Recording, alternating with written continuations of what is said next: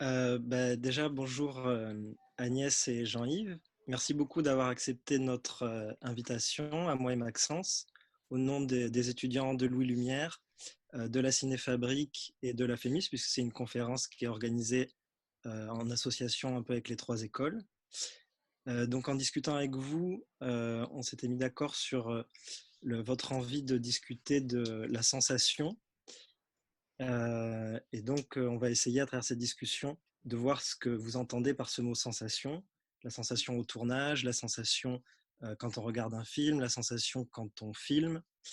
Et donc, en discutant avec vous, on s'est dit qu'on allait parler de deux films principalement, de Trouble Every Day, sur lequel Agnès a travaillé avec Claire Denis, et d'un autre film qui s'appelle Cloud, réalisé par Alan J. Pakula, dont Gordon Willis a fait l'image.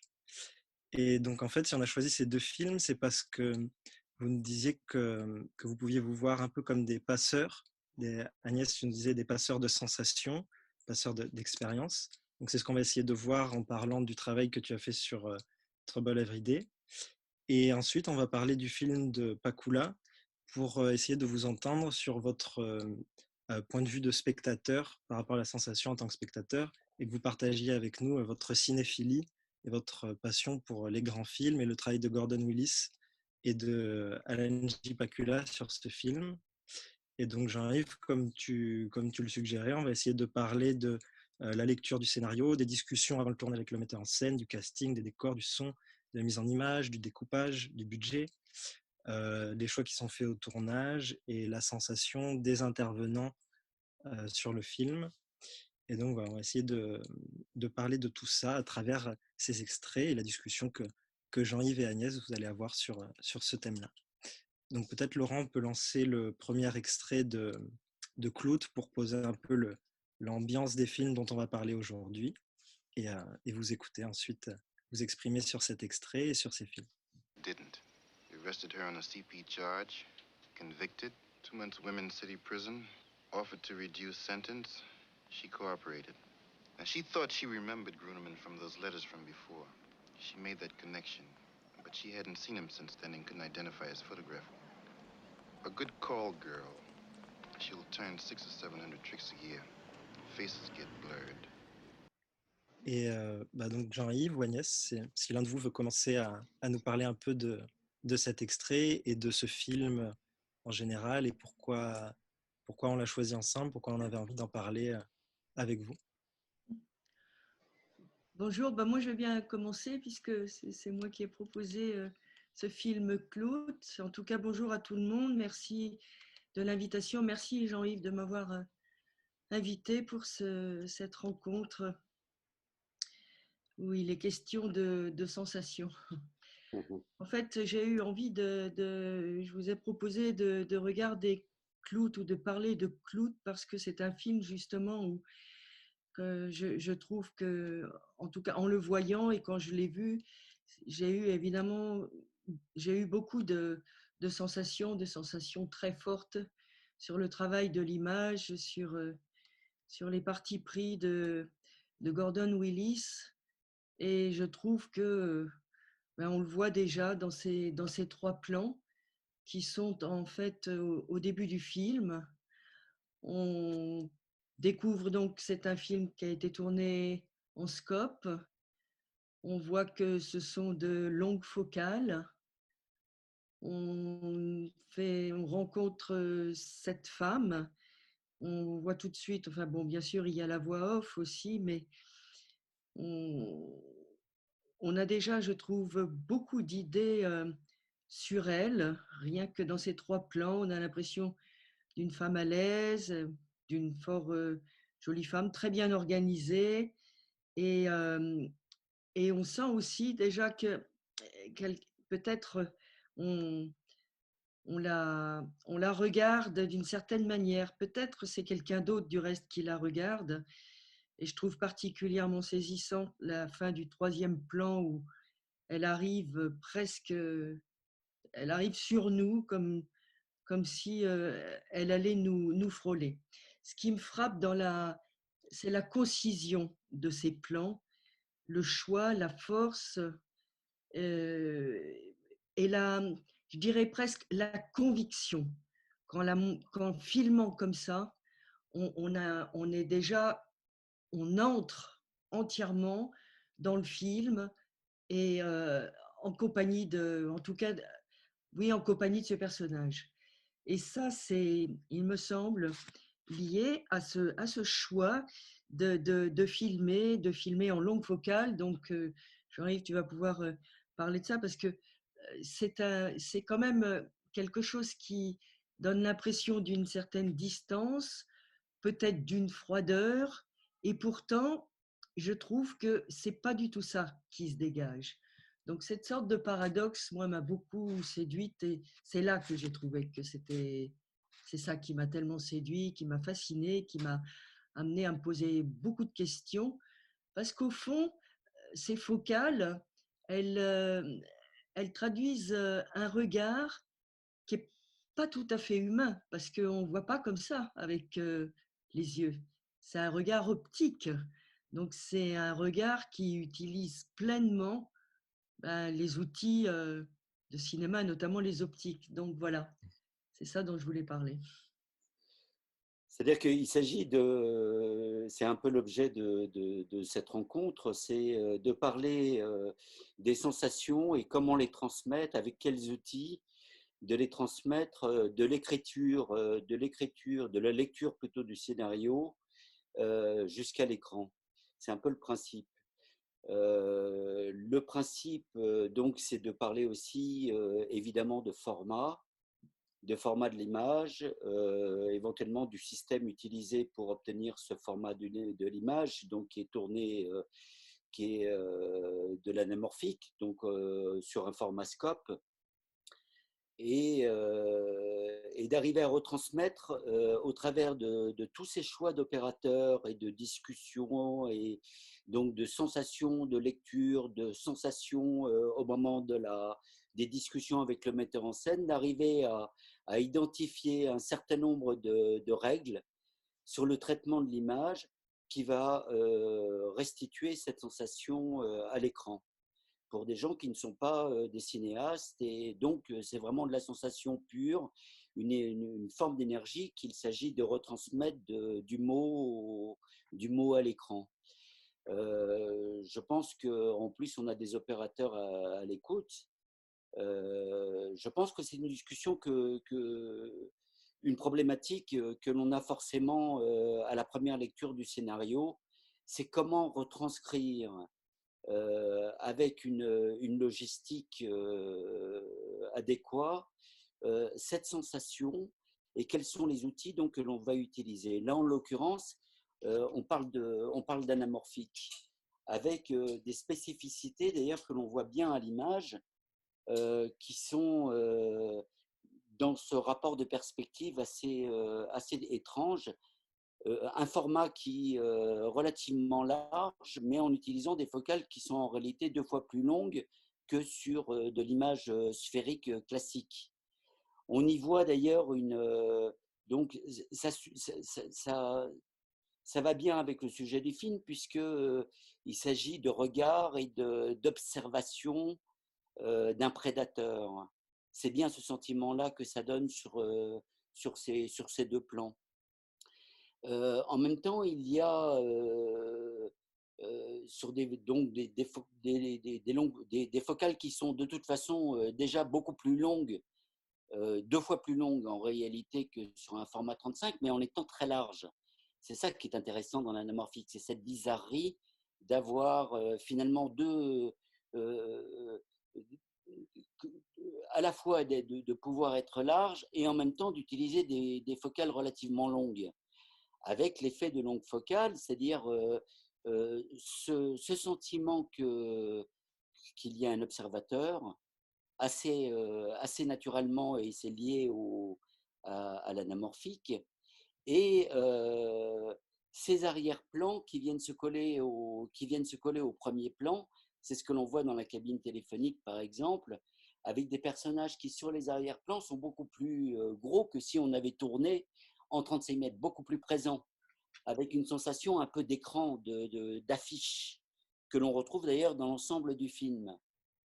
c'est ça qui crée cette espèce de bizarrerie, ce sentiment de menace qui existe tout le long du film, y compris au début, par exemple, avec des focales qui ne sont pas si longues que ça, mais qui sont du fait du choix de l'anamorphique, de toute façon plus longues que, qu'une focale qui aurait été utilisée sur en sphérique.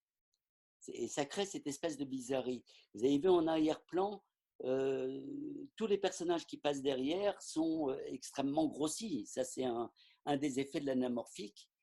C'est-à-dire qu'ils sont très présents. On a vraiment l'impression que ça colle, que le personnage en premier plan est collé un petit peu à l'arrière-plan. C'est ce que j'adore dans l'anamorphique, c'est que tout, assez naturellement, avec ce système-là, il y a un graphisme, ça se compose. Il y a quelque chose qui n'est pas, tu vois, qui n'est pas naturel, comme tu le disais. Et, Oui, mais justement, quand tu dis qu'il compose, moi, ce qui me frappe aussi, c'est, du reste, on aurait peut-être dû résumer un tout petit peu le film pour ceux qui ne le connaissent pas. En fait, un homme a disparu, un détective, en la personne de Donald Sutherland, qui est jeune détective et est chargé de le retrouver. On ne sait pas trop si cet homme-là a eu une double vie ou non. En tous les cas, le détective est mis sur la trace d'une femme qui est call girl, donc en la personne de Jane Fonda, et va essayer d'obtenir des renseignements de sa part, et va se rendre compte qu'il est sur la bonne piste parce qu'il va comprendre qu'elle est observée. Elle ne le sait pas forcément.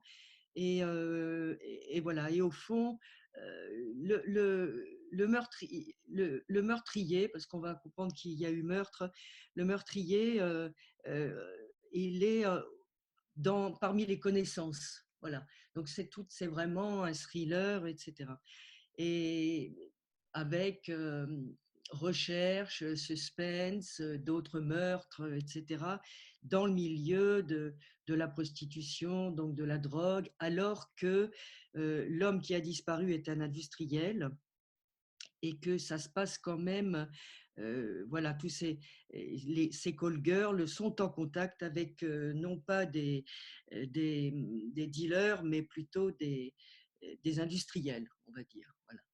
Alors, pour revenir à ce que tu disais, oui, la composition, moi, ce qui me frappe dans ces trois plans aussi, c'est l'énergie. C'est l'énergie, c'est le rythme interne, c'est énergique, c'est assez rapide. Et l'impression aussi que le choix, j'ai comme l'impression, je ne sais pas hein, comment Gordon Willis a travaillé, ni comment il a travaillé avec Pakula, mais j'ai l'impression que la composition du cadre a presque entraîné aussi des choix de lumière, parce que finalement, ces sensations données par les longues focales sont prolongées, retravaillées par le choix de lumière qu'a fait Gordon Willis, comme par exemple dans la cabine téléphonique, alors qu'on est en plein jour, ce qu'on voit très bien derrière quand les voitures passent, quand les gens passent, il y a cette voiture jaune qui passe. Elle est dans le noir et on voit son visage qu'à un moment donné, quand elle lève la tête, comme s'il y avait à ce moment-là qu'elle était éclairée par la petite lampe de la cabine. Et puis ensuite, le troisième plan où on voit la sortie d'un tunnel, d'un passage peut-être, d'une galerie marchande couverte. Elle sort du noir et elle fonce sur nous, ce qui dure un certain temps. On a à la fois tout à fait le temps de la voir, à la fois c'est pas trop rapide, c'est certainement pas contemplatif, c'est très factuel, et pourtant on la voit très bien. On voit très bien oui, qu'elle est. D'ailleurs, elle porte tous les vêtements, le détail des années 70. Et pourtant, je trouve que finalement, c'est pas pour autant que c'est désuet. C'est tellement bien campé, présenté, euh, comme le personnage principal en fait du film, qu'on le saisit immédiatement. Et je trouve que c'est vraiment remarquable. Enfin, moi, j'admire ça profondément, quoi. Voilà. alors, tu vois, justement, en parlant de lumière, le fait, par exemple, qu'elle soit dans l'ombre, enfin, qu'elle soit éclairée uniquement en plafonnier, et ne se révèle finalement que quand elle lève la tête. Euh, Évidemment, le fait d'être en ombre chinoise appuyé sur un fond comme ça qui est extrêmement présent, quasiment de la même taille d'ailleurs que le personnage en amorce, ça crée tout de suite une espèce de pression. La non-lisibilité est toujours inquiétante. Puisque là, tout d'un coup, c'est le spectateur qui va venir se projeter dans un processus d'ailleurs qui a été, enfin, qui appartient d'ailleurs au cinéma, mais qui a été utilisé beaucoup dans le film. C'est cette espèce de mystère, cette capacité qu'a le spectateur d'aller se projeter dans l'image quand il n'a pas l'information, quand il manque d'information, et qui participe à l'angoisse. En fait, c'est un peu le spectateur, quand on ne lui donne pas l'information, c'est le spectateur qui se projette dans l'ombre. C'est un peu comme nos enfants. Quand on ne s'explique pas, eh ben, ils y mettent un peu ils mettent dans l'ombre et dans le mystère un peu ce qu'ils veulent.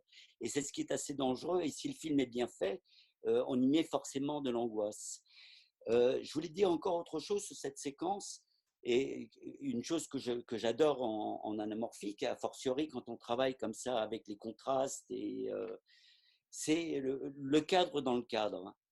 C'est-à-dire qu'on retrouve beaucoup, il y a beaucoup de plans récurrents comme ça où il y a un cadre qui vient se définir dans un cadre beaucoup plus large qui est celui de l'anamorphique et qui tout d'un coup reconcentre le regard sur simplement une portion de l'image. C'est très années 70 d'ailleurs de faire des images dans les images. C'est très générique, Manix en fait. Et ça reconcentre le regard sur le centre de l'image, alors qu'en fait le format est beaucoup plus large. Ça, c'est une chose vraiment assez extraordinaire, je trouve, sur des formats larges et spécialement en anamorphique. La deuxième chose, c'est l'avancée de Jane Fonda en assez longue focale, avec donc ce même sentiment qui est lié, qui est lié aux longues focales que nous connaissons tous bien, qui est de rapprocher ces arrière-plans et de les coller au premier plan. C'est tout de suite extrêmement graphique. La dynamique du plan est liée aussi à la focale, c'est-à-dire que nous savons bien que sur des longues focales, les mouvements sont beaucoup moins sensibles, qu'en courte focale. Donc, c'est-à-dire qu'on jubile davantage de cette femme qui avance et de son érotisme et de sa beauté. Et ça apparaît, ça c'est la focale qui crée ça aussi, tout en étant malgré tout large, puisque le format on est en format scope. Et ça, c'est la focale. Et une des difficultés et peut-être une des grandes forces de l'anamorphique, c'est du fait que déjà que la focale entre guillemets, la focale normale est relativement longue. À la place d'un 50 mm, si on dit que la focale normale est un 50 mm en sphérique, ça devient un 100 mm en anamorphique. On a de toute façon, même les plans en très longue focale ne sont pas des ovnis. Pourquoi ? Parce qu'ils appartiennent déjà sur l'ensemble de la syntaxe du film à des focales qui déjà naturellement sont déjà 2 fois plus longues qu'en 35 mm. Et donc ça appartient bien à la même famille. C'est pas comme un film, tu vois, comme un plan qu'on aurait tourné au téléobjectif en sphérique qui s'intègre dans une famille de focales disons, entre le 25 mm et le 100 mm. Même un plan au téléobjectif appartient à la même famille, n'est pas un ovni encore une fois, et appartient à la même famille que l'ensemble de la syntaxe qui normalement s'exprime pour le film. Oui, oui, tout à fait. Et ce que je trouve formidable aussi dans le premier plan, c'est que finalement, grâce à cette longue focale et au format scope combiné, elle est à la fois isolée dans l'image et à la fois au milieu de la ville. Elle est dans la ville. De la même manière, quand elle est dans la cabine téléphonique, on comprend qu'elle appelle une copine pour lui demander si elle peut disposer de son appartement pour un 5-7. Et en même temps, elle est, enfin, on apprend quel est son métier, et en même temps, ce manque, cette ombre, cette chose curieuse fait que peut-être, oui, ça s'est vu par quelqu'un, enfin, il y a quelque chose d'inquiétant. Donc, dans un même plan, on a des informations d'ordre différentes. Et tout ça par des sensations visuelles, par une expérience visuelle provoquée par due au scope, au cinémascope et à toute la composition que ça a entraîné. Et ça, c'est… Alors, je ne sais pas comment ils ont travaillé ensemble, le metteur en scène et Gordon Willis, mais je trouve que il y a une concision là moi, que je trouve vraiment très impressionnante, quoi, et qui marche formidablement et qui est vraiment purement cinématographique. Ouais. Et c'est, oui, c'est ça que j'aime, c'est là une très très forte conviction de la sensation visuelle, Ouais. de ce que ça dit, de ce que ça raconte, de comment ça participe à raconter l'histoire. Il y a une autre chose qui est liée, tu vois, un peu au format large, c'est que en réalité, tant que le personnage bouge dans l'image, finalement, la caméra n'a pas besoin de bouger. Il y a suffisamment d'espace pour qu'elle reste fixe, donc inquiétante, d'une Oui. certaine manière, inquiétante ou neutre. La caméra ne bouge pas, en fait. Elle n'a pas besoin, puisque le personnage, tant qu'il reste sur Terre, a suffisamment d'espace pour pouvoir circuler. Ça fait d'autant plus de pression, ça appuie d'autant plus la pression que la caméra est fixe. Il y a encore, même si on est en longue focale, il y a de la place pour que le spectateur, puis le comédien, puisse circuler dans l'image sans que la caméra ait besoin de recadrer. Et Oui. c'est vrai, c'est une pression comme ça, d'autant plus Et oui, importante. bien sûr, et en plus, elle est d'autant plus dans la ville que je ne peux pas m'empêcher de penser qu'il a dû choisir aussi de travailler à un certain diaph parce qu'il y a une profondeur de champ qui fait que ce n'est pas le point non plus qui l'isole, pas du tout. Elle est au milieu de la ville. Donc, c'est vraiment une maîtrise, quoi, enfin, de, de, de tout l'aspect enfin, optique Ouais. de Enfin, optique travail. Voilà. et puis du choix du choix du format de tournage. C'est évidemment, à mon avis, parmi les premiers paramètres à discuter. Quel est le format du film que l'on aimerait voir? Et ensuite, quel est le système que l'on aimerait utiliser? Quels sont les partis pris de lumière? Comment va être traitée l'image? Des sans-blanchiment, enfin, ou autre. Donc, quelque part, le choix, aujourd'hui, avec le numérique, quel est le choix de la caméra? La palette de couleurs, évidemment. Enfin, tous ces paramètres qui, s'ils ne vont pas dans le bon sens, en fait, travaillent sans arrêt sur l'expression quotidienne de chaque plan, de chaque séquence. Oui.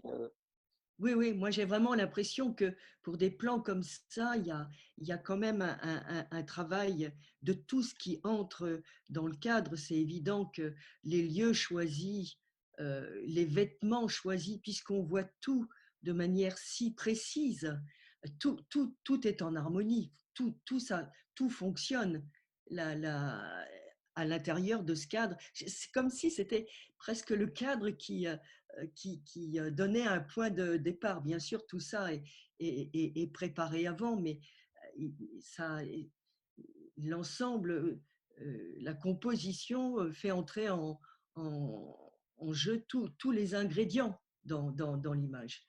C'est là où ça, voilà, c'est de la mise en scène, quoi. Voilà.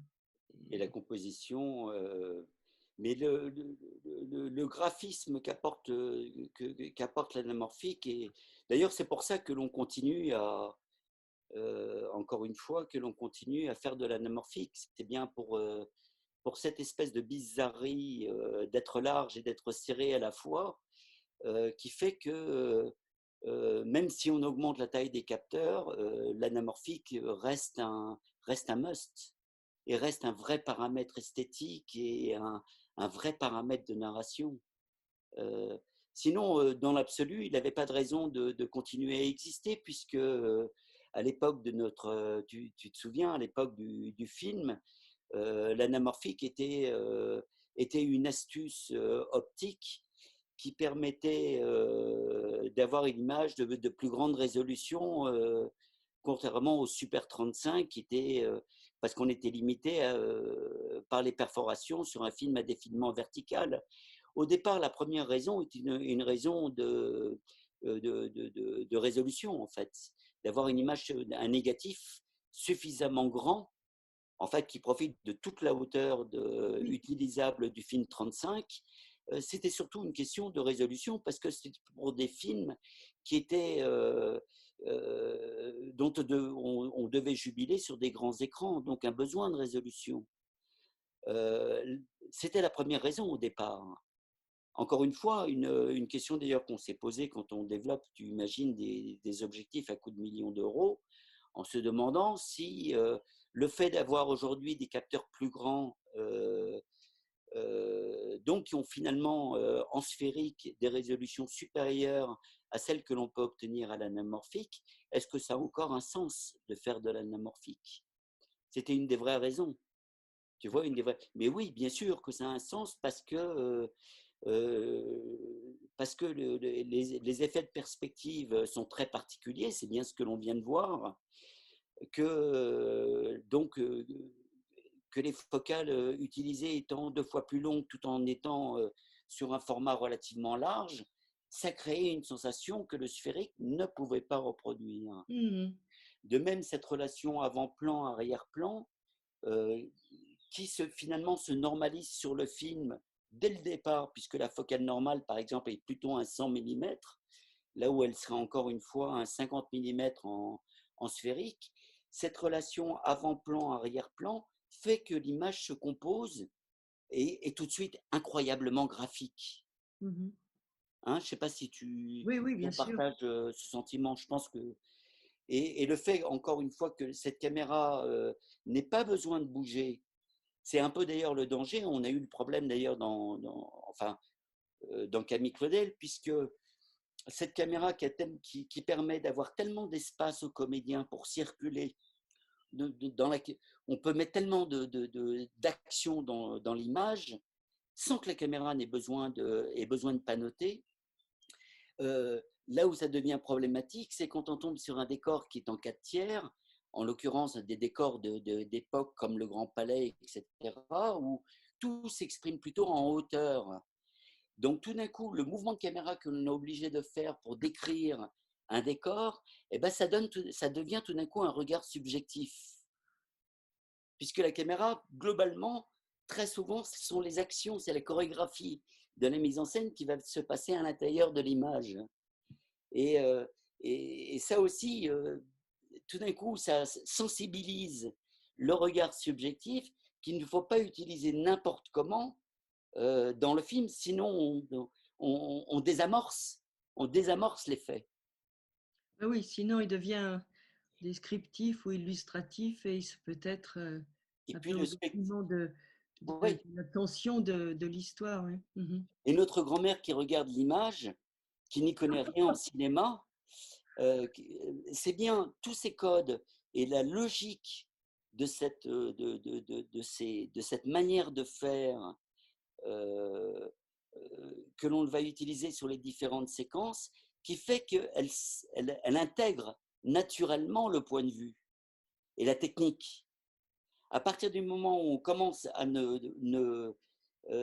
on ne la respecte plus, eh ben on brouille le regard de notre grand-mère, qui tout d'un coup ne comprend plus et n'a plus intégré naturellement des principes C'est-à-dire, par exemple, à partir du moment où on a beaucoup de mouvements verticaux, ça devient des regards subjectifs. Ben, quand tu veux donner le sentiment que tu es dans le regard subjectif, si c'est aussi un panoramique, quelqu'un qui ne connaît pas le cinéma ne comprendra pas, n'intégrera pas cette espèce de logique de syntaxe.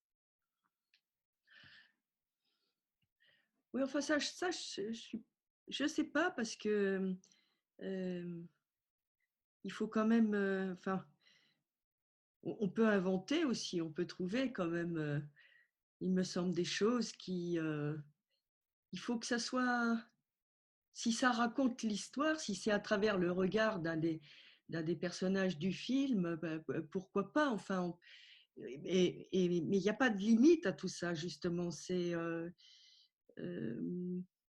comment dire, je pourrais très bien dire, après tout, pourquoi Gordon Willis, il a fait ça en longue focale. Est-ce que je suppose quand même que c'était en accord évidemment avec Pakula, mais c'est pas un regard tout à fait humain, c'est vraiment un regard de cinéma. On peut dire que ça pourrait se discuter, on pourrait dire très bien, mais comment, mais on voit pas les choses comme ça.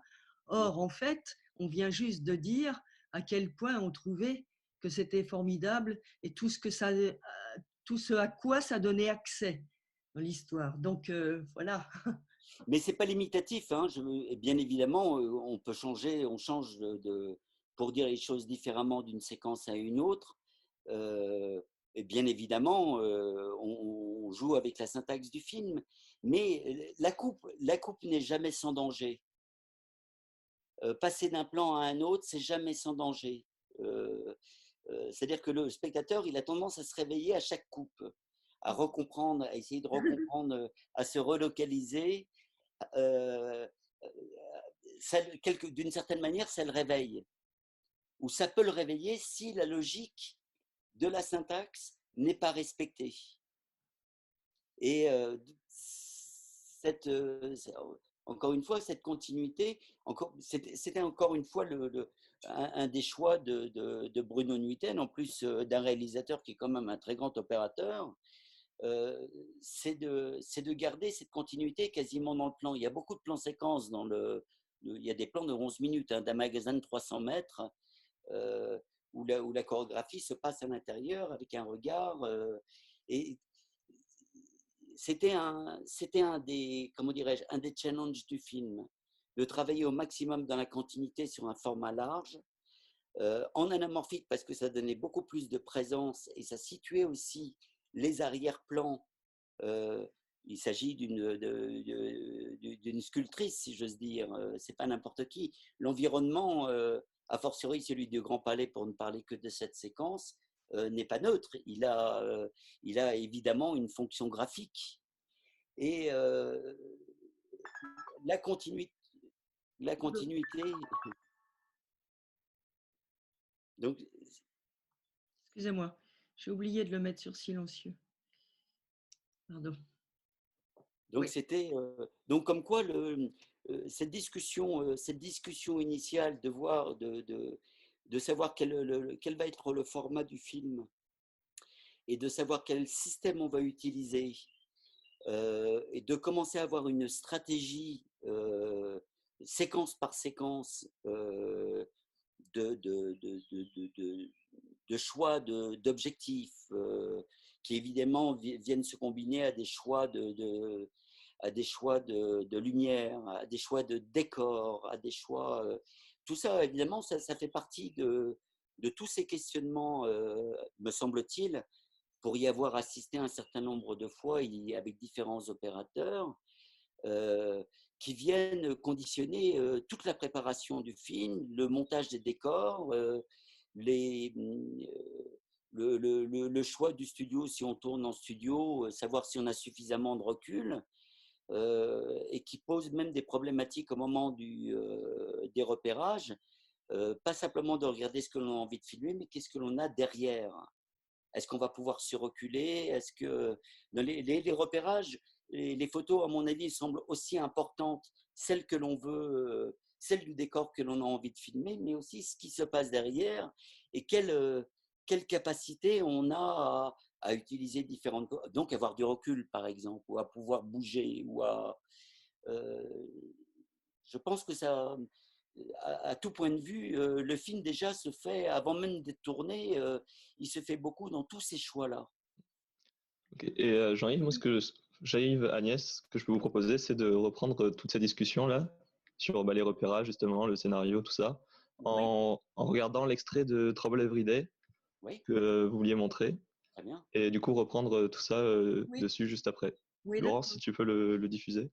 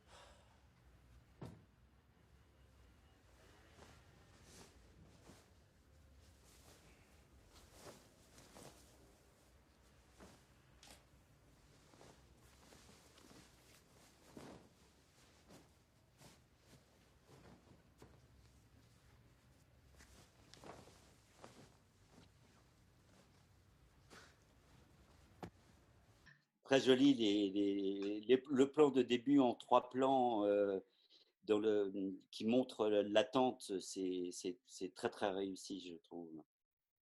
Le regard subjectif du réceptionniste, euh, elle qui attend dehors, on comprend qu'elle attend déjà depuis un certain temps dehors. C'est vraiment, c'est très très bien, enfin, très réussi. Mais pourtant, alors justement, tout à l'heure, on parlait de la différence avec le scope. Là, on est en sphérique, ratio standard, et on est dans un découpage différent. C'est pas du tout le même temps, c'est pas du tout la même narration. On est dans les lieux avec les protagonistes. On suit, on, on- on est présent, on suit ce qui est en train de se passer. Pourtant, c'est un petit peu morcelé. Le plan du début, c'est juste pour montrer un peu ce qu'est l'hôtel, ce qui permet après d'être en plan très rapproché sur le couple et le réceptionniste. Après, on est dans les couloirs. Alors, peut-être il faut raconter un petit peu l'histoire du film pour ceux qui ne l'ont pas vu. C'est l'histoire de deux couples, un couple français qui vit en France, qui habite dans une maison en banlieue, et un couple américain qui est en voyage de noces et qui vient d'arriver à Paris. Ces deux couples, on va découvrir au fur et à mesure du film que dans chacun des couples, il y a dans l'un la femme, dans l'autre l'homme américain, sont atteints d'une maladie, d'un virus, on va dire, qui fait que leur libido est totalement détraqué, et pour ne pas dire meurtrière. Voilà. Et on va suivre ces deux couples et voilà et ce qui va se passer. Et jusqu'à voilà, des choses euh,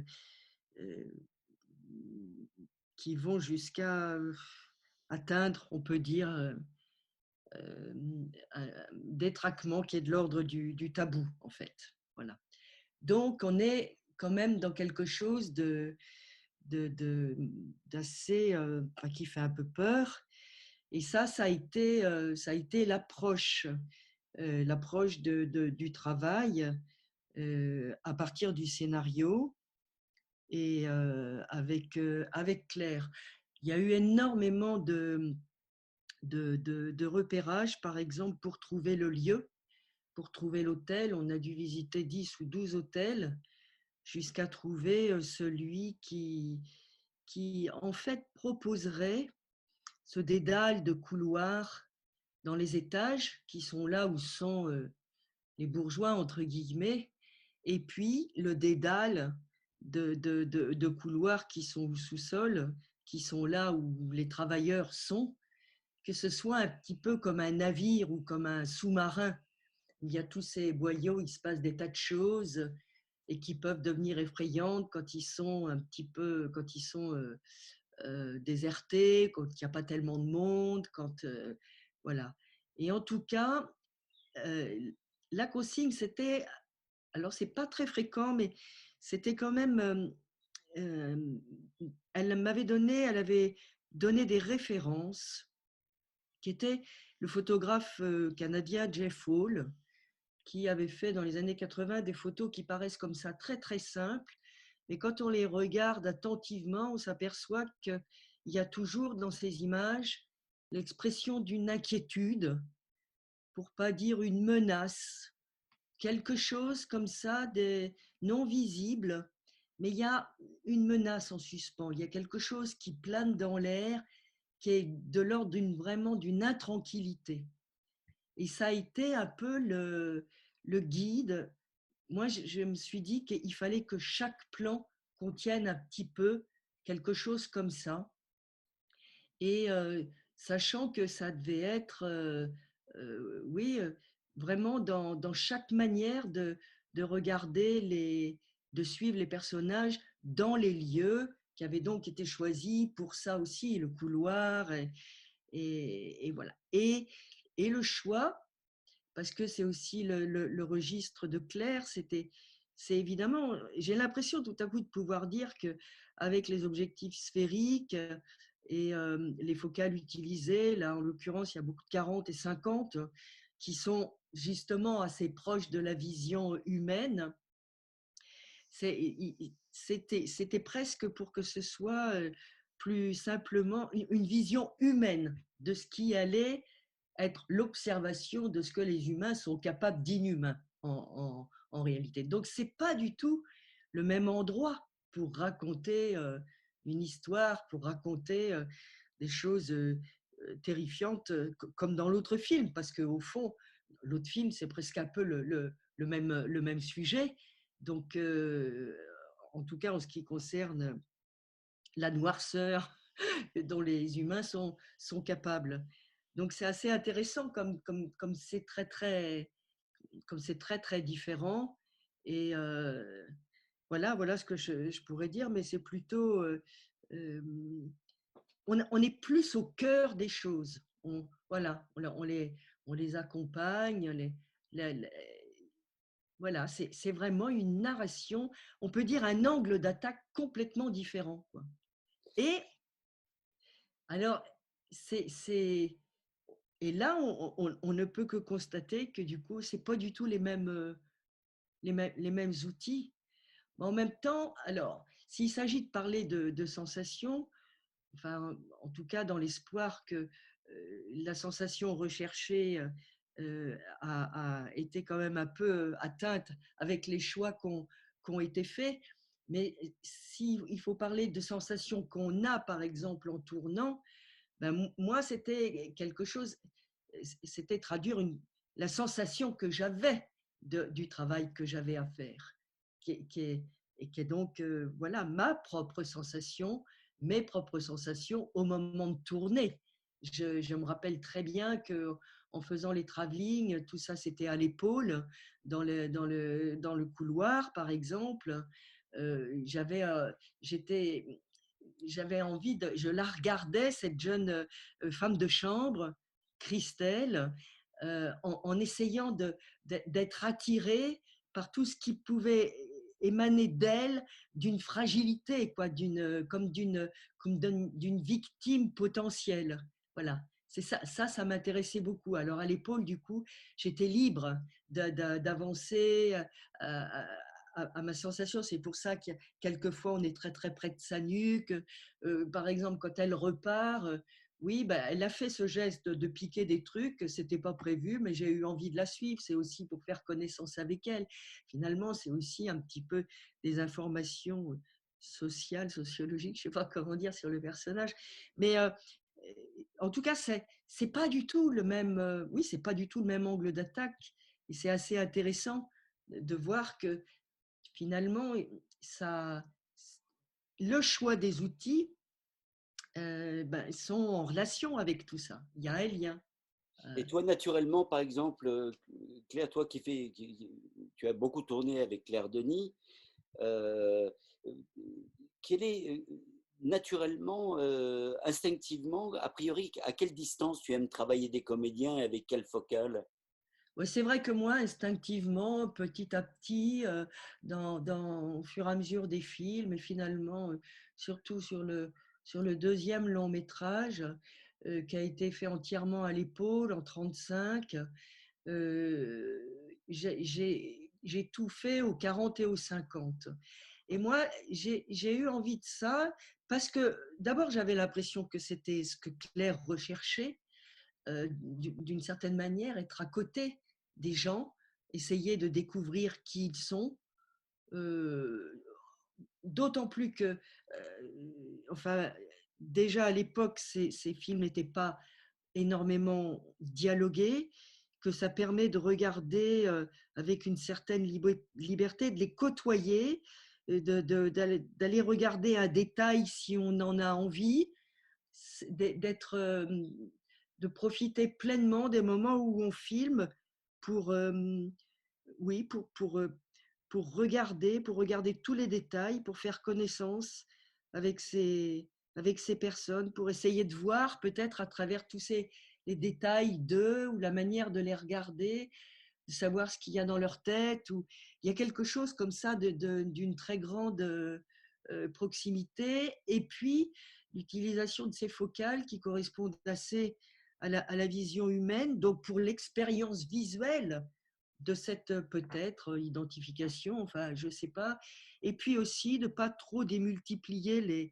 En tout cas, avec elle, c'est ce qu'on a fait systématiquement, même si après, on a fait d'autres combinaisons, mais que cet univers dans lequel on va voyager pendant tout un film garde toujours un peu les mêmes perspectives pour que ce soit l'univers, le lieu de cette histoire, qu'on soit dans le même lieu ou pas, mais que ce soit un quartier, que ce soit, voilà.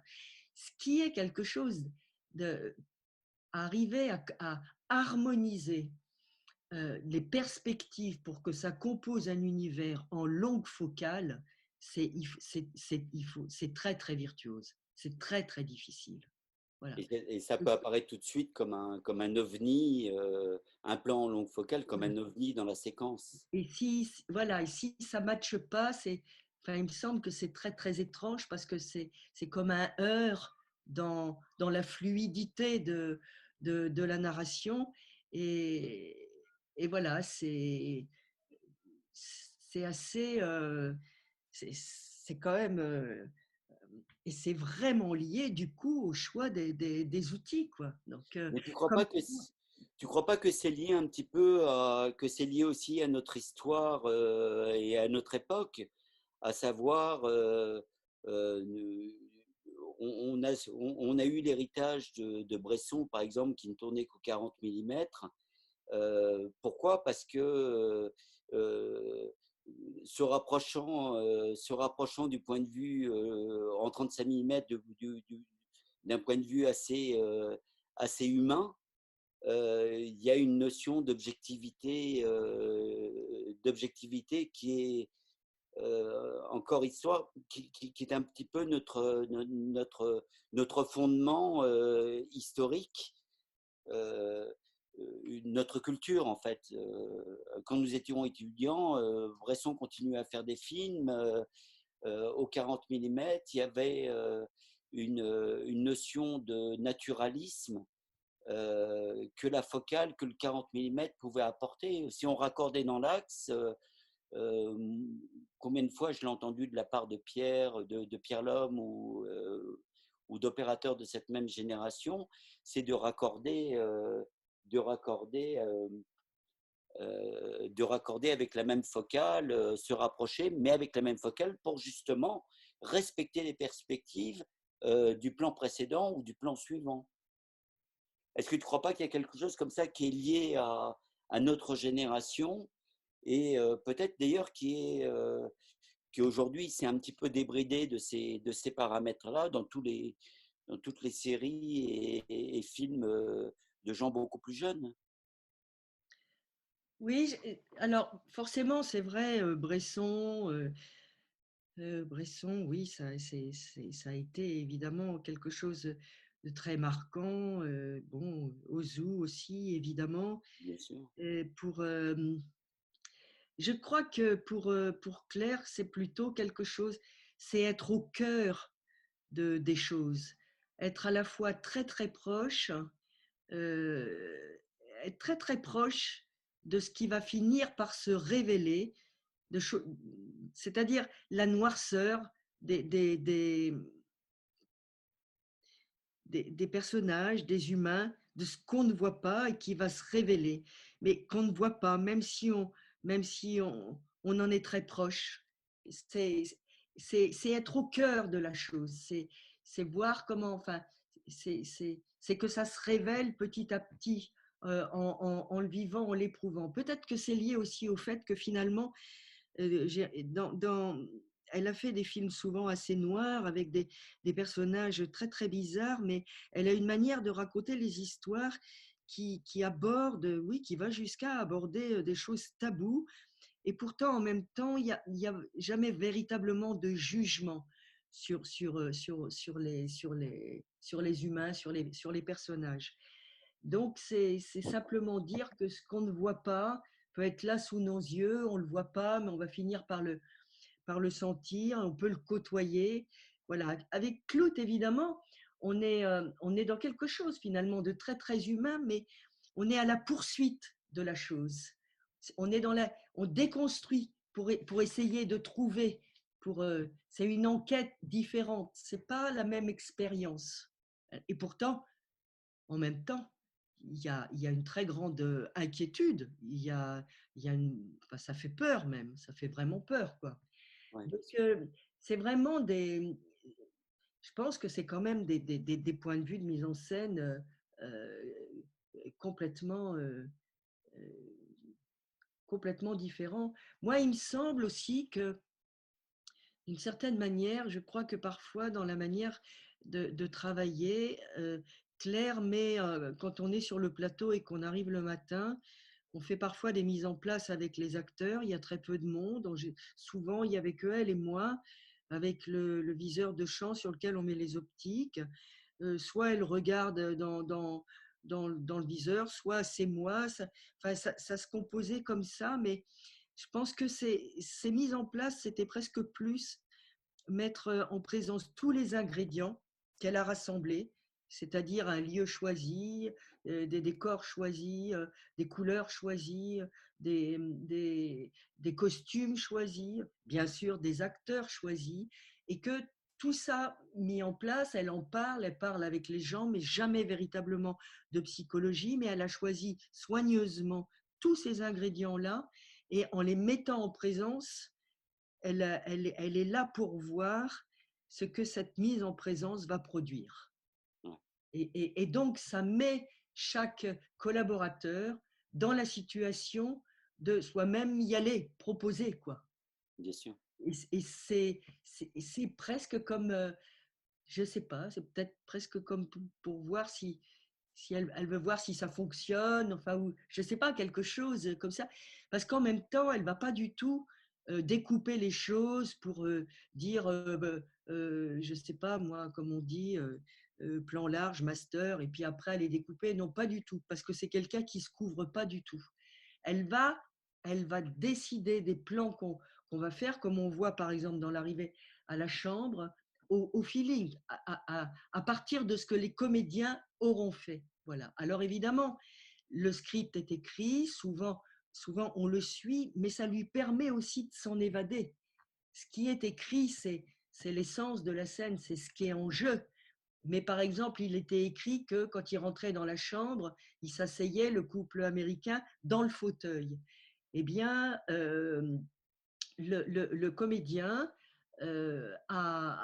s'est assis sur le lit et a entraîné sa jeune femme sur le lit, ce qui crée une espèce de truc de gêne. Et du coup, elle se lève et c'est ce qui l'a propulsée à aider la femme de ménage à faire le lit.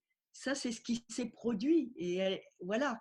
Et on a tourné en plan large, ça a duré un petit peu. Pendant ce temps-là, on a regardé comment les jeux de regard étaient. Du coup, on a changé de place avec la caméra. Et moi, après, avec la caméra à l'épaule, j'ai essayé ils ont refait la scène et j'ai essayé d'isoler, de trouver des plans qui les lit ou qui ne les lit pas pour aller, comment dire, euh, euh, exiler enfin, des détails de regard qui disent déjà des choses Ouais. sur ce qui est en train de se jouer. Voilà. Mais Et je ça, connais pas. c'était pas écrit, c'était pas découpé avant, un gros plan 2, un gros plan. Jamais, pas du tout. Voilà. Et Claire, moi je connais pas Claire Denis, mais c'est quelqu'un qui naturellement se rapproche des gens, enfin qui aime le contact, qui aime se rapprocher des gens. Donc quand elle filme aussi, il y a une distance qui correspond assez à ce qu'est la personne. Ah oui, il y a, en tout cas, quand elle choisit des acteurs qui lui plaisent dans tous les sens du terme, et elle a besoin que ce soit partagé. Oui, c'est en quelque sorte une séduction, il faut qu'elle soit réciproque. Et là, il y a, voilà, c'est quelque Elle, chose qui va, euh, qui va faire rentrer l'envie bah, de jouer le jeu, enfin de travailler ensemble. mais elle se rapproche assez naturellement des personnes. Elle est assez pudique aussi, hein, elle est assez pudique. Peut-être que la caméra permet de devenir de moins en moins pudique, Ouais. mais elle est très sensible à beaucoup de choses sur les acteurs et évidemment au physique des acteurs. Ça fait partie de ce que j'appelais la séduction en général. Mais elle Euh, se rapproche assez naturellement des personnes. les gens doivent lui plaire et elle les choisit pour leur beauté en quelque sorte, avec tout ce que peut vouloir dire la beauté. Et ça, elle va vouloir le filmer. Le Ça oui, reproduire, oui, oui, bien sûr. ça oui. Et quand elle utilise une courte focale, par exemple, comme dans comme dans la scène comme dans le plan de la comédienne qui se lave les pieds, Il n'y a pas de courte focale. c'est pas une courte focale? Non. Enfin, donc ce plan large, voire même l'utilisation du plan large, euh, ça dénote pour elle une certaine forme de solitude. Oui. Il y Oui, avait, je me rappelle plus si c'est dans cette séquence-là ou pas. On avait fait un plan avec un travelling, mais je ne crois pas. Moi, ce que j'ai voulu faire avec ce plan-là, c'était il y a une amorce, le couloir est vide, elle est très près, au-dessus du lavabo, très près du miroir, et au fond, quelqu'un peut arriver du fond dans son dos. d'accord. Donc, elle est dans une position euh, vulnérable. Oui, Vulnérable. Même chose après, on a fait un plan à 90 degrés, encore avec une amorce. Peut-être un peu, je dois dire que j'ai pensé, comme si c'était vu par l'Américain qu'on a laissé, ou en tout cas vu par quelqu'un, comme si quelqu'un était un peu caché, et d'où après le très très très gros plan d'elle, qui on sent qu'elle relève la tête, elle est comme ça, comme si il pourrait très bien lui arriver un coup sur la nuque, quoi. ouais, d'accord. Donc sentir, ça y est, elle imagine en tout cas qu'elle n'est pas du tout à côté de la plaque. Il y a, elle exprime ce qu'elle connaît ou reconnaît d'un danger possible en tout cas. D'accord. Peut-être tout simplement d'être seule dans ce sous-sol ou d'être, mais en tout cas, voilà, c'est Enfin, ce qu'il y a en tout cas, ce qui est en même temps très réussi sur un plan, c'est le sentiment d'être on n'est pas dans les lavabos des clients. On est visiblement dans les lavabos non, du service technique. on est, ben oui, Hein, on est bien d'accord. Donc oui, ce simple plan large, il explique, après avoir vu des corridors, enfin des couloirs d'hôtels plutôt luxueux, il exprime le dénuement, en fait, y compris le dénuement, évidemment, de la personne qui se lave les pieds dans un lavabo. Oui, Une espèce de... Enfin, oui, ben c'est en tout cas dans les chambres, enfin, c'est les classes sociales. oui, oui. Mais Ouais. c'est bien la sensation que ça donne, en tout cas. On est passé du couloir avec à moquetter à tout d'un coup une espèce de dénuement et de solitude qui est évidemment celle du personnage euh, qui, qui se déshabille et se lave les pieds dans le lavabo. C'est bien ce sentiment-là que ça donne. Et certainement par contraste avec ce que l'on a vu avant. Oui, Dans le couloir aussi, c'est très intéressant parce que le sentiment, quand les personnages marchent dans le couloir, évidemment, les subjectifs sur la nuque de la jeune fille, même des subjectifs récurrents sur les jambes, etc., ça met tout de suite en situation cette bizarrerie de ce couple qui vient probablement de se marier et avec un homme qui est en train de regarder une autre femme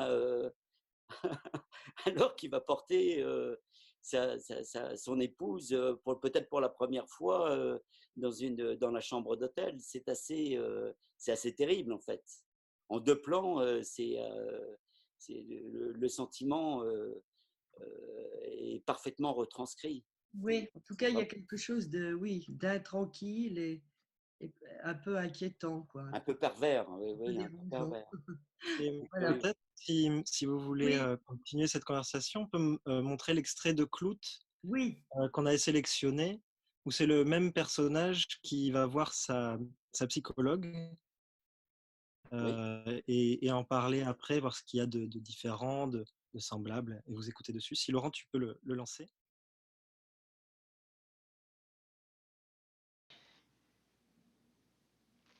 I'm not going to be able to come back anymore Oh, I'm sorry. because I just can't afford it. Did I fail you, Bree? Well, I mean, I've been coming here all this time, and I've been paying you all this money, and why do I still want a trick? Why do I still walk by a phone and want to pick up the phone and call? Did you think I had some magic potion? You'd come in and tell me what your problem was, and I would just take it away? What's the difference between going out on a call as a model or as an actress, as a call girl? You're successful as a call girl. You're not Because successful. when you're a call girl, you control it. That's why. Because someone wants you, not me. I mean, there are some Johns that I have regularly that want me, and that's terrific. But they want a woman, and I know I'm good, and I arrive at their hotel or their apartment.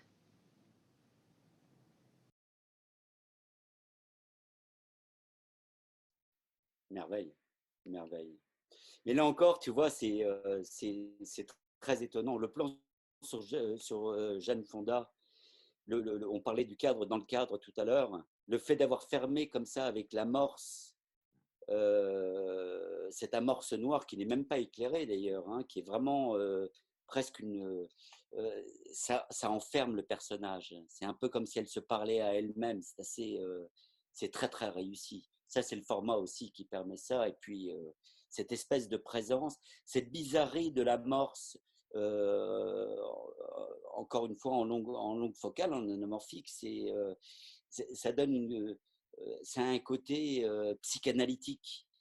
Cette amorce, c'est un peu, ça a quelque chose d'un peu monstrueux, d'incroyablement inquiétant. Le contre-champ d'ailleurs est assez étrange parce que il est très décadré. Il est à la limite du faux raccord même. C'est un peu comme si quelque part dans son point de vue à elle, elle avait une possibilité de s'échapper. Il y a beaucoup d'air à droite.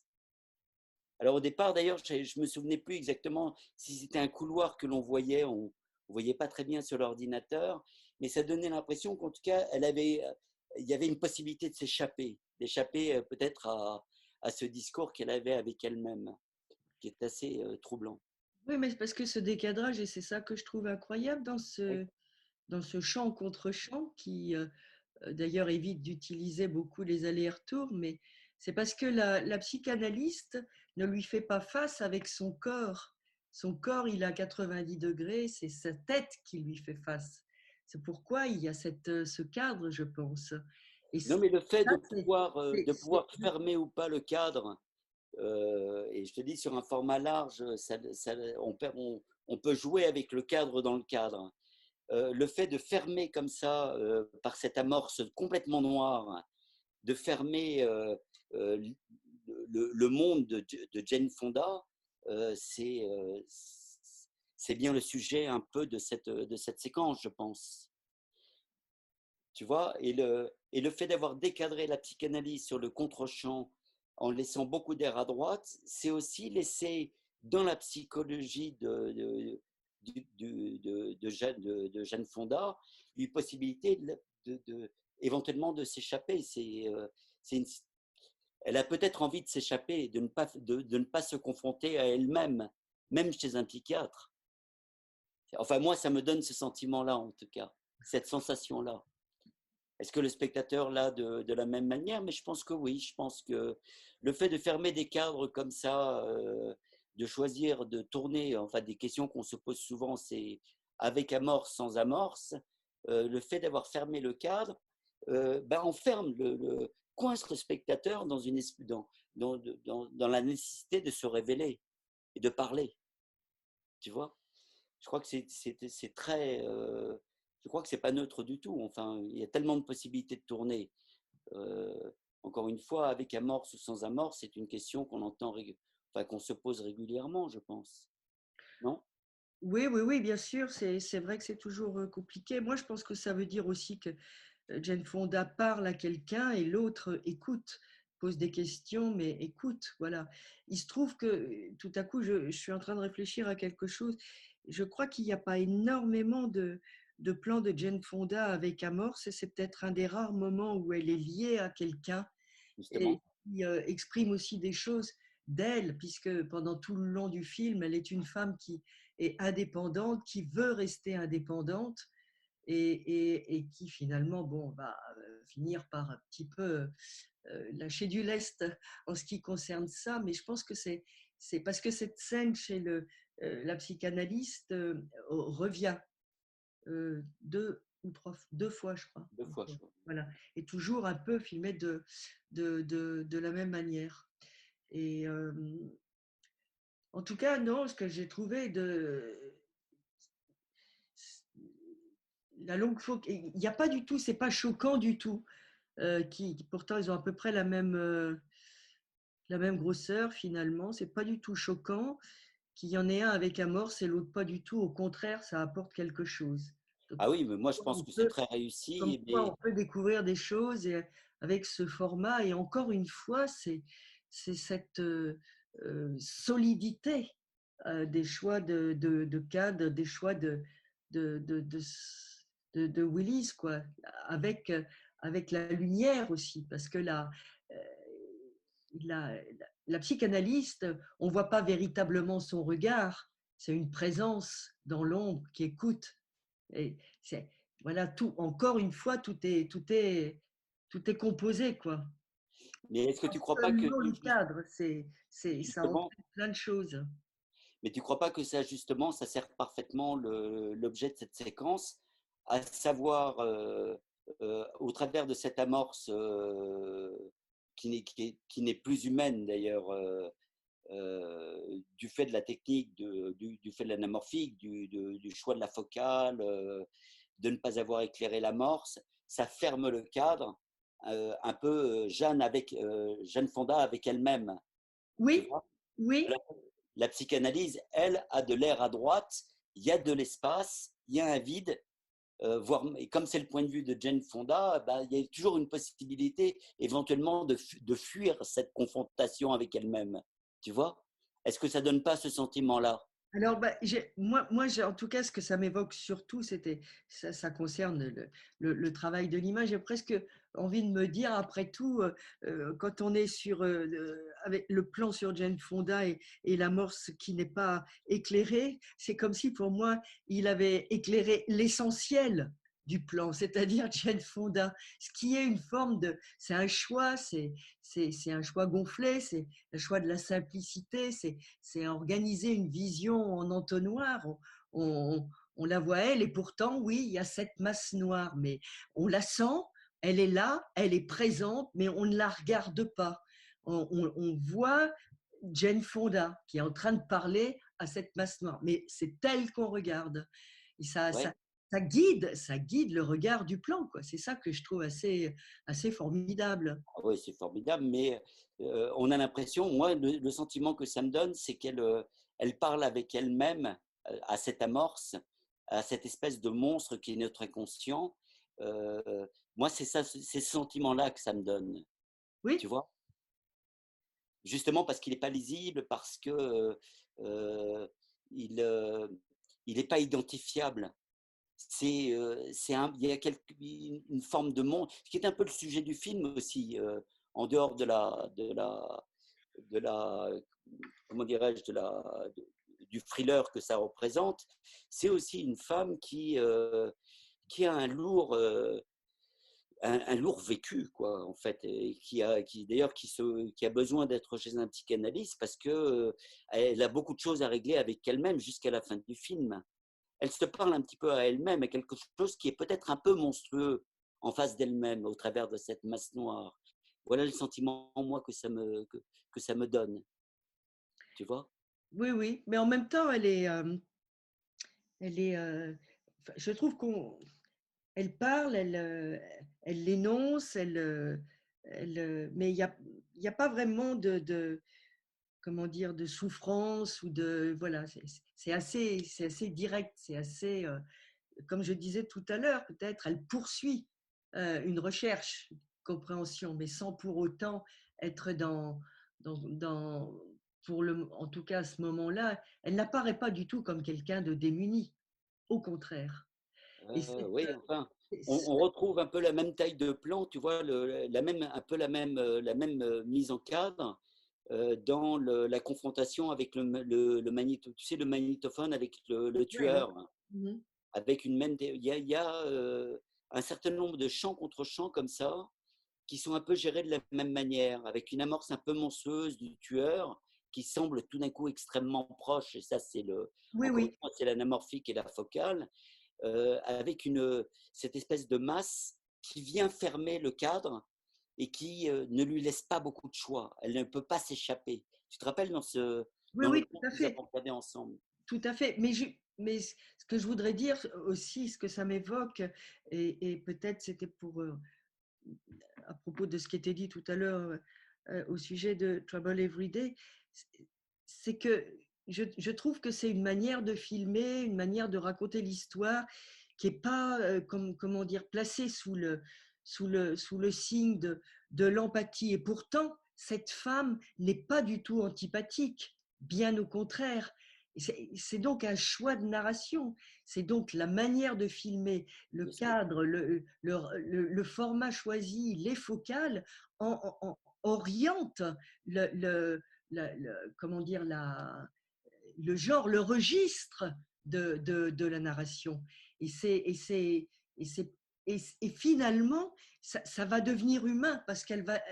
Enfin, c'est pas inhumain du tout, c'est pas clinique non plus, Ah mais non, pas du c'est tout. très différent. Et c'est le choix des outils qui porte cette différence. Donc, le choix des outils peut entraîner une variété de registres de narration. C'est en ça que c'est quand même particulièrement intéressant.